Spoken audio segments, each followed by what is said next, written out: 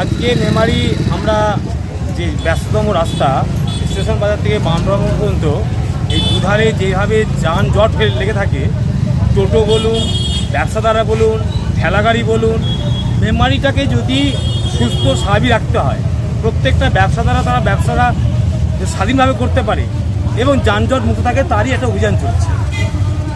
যারা ব্যবসা করছে কিন্তু তাদের ব্যবসা কেন্দ্র থেকে তাদের মালপত্র এগিয়ে নিয়ে চলে এসছে, সেই ব্যাপারটা দেখছেন? অবশ্যই না, আজকে ওই যে মাইকিং হয়েছে ভাঙা ভাঙা, না না না না, এই মাইকিংয়ের সঙ্গে কোনো সম্পর্ক নয়।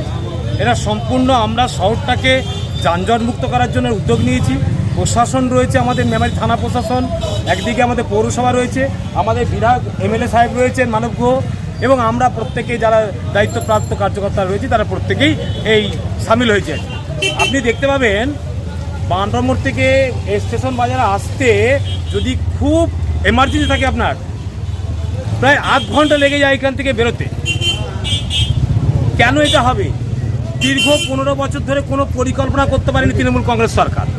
তৃণমূল কংগ্রেসের এই পরিকল্পনাহীনের জন্য আজকে ড্রেনগুলো কী অবস্থা দেখুন।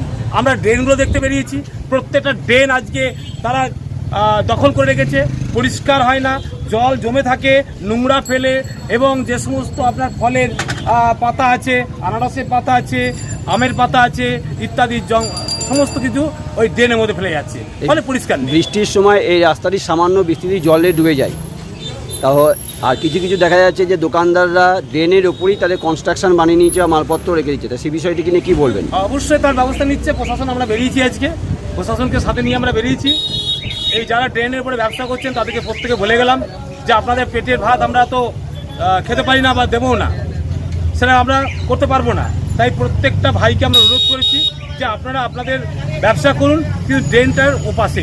আর রাস্তার দুধারে যে এই জলের পাইপ লাইনের জন্য খোঁড়া হয়েছিল এখনো পর্যন্ত তার ঠিক হয়নি, সেটা নিয়ে কি বলবেন? সেটা আজকে এসডিও সাহেবের সঙ্গে এবং আমাদের উচ্চতর যে নেতৃত্ব রয়েছে, প্রশাসন রয়েছে এবং বিধায়ক আমাদের এমএলএ সাহেব আজকে গুরুত্বপূর্ণ আজকে আলোচনা করেছেন, এবং তা দ্রুত তাড়াতাড়ি সম্ভব হবে এবং পুজোর আগেই কমপ্লিট হয়ে যাবে।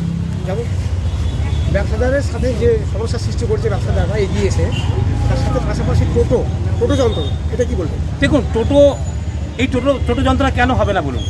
প্রত্যেকটা বেকার ছেলে চাকরি পায়নি 15 বছরে, শিক্ষিত বেকাররা আজকে টোটো চালিয়ে খাচ্ছে, তো তাদেরকেও আমরা কিছু দোষ দিতে পারি না, কিন্তু তার একটা নির্দিষ্ট পরিকল্পনা থাকা দরকার। যেমন আমার বিধায়ক একটা পরিকল্পনা করেছেন যে ওয়ান ওয়ে টোটো, এদিক দিয়ে যে টোটো আসবে সেই টোটো এদিক দিয়ে যেতে পারবে না, তাকে আমরা ঘুরিয়ে দেবো অন্য রাস্তা দিয়ে।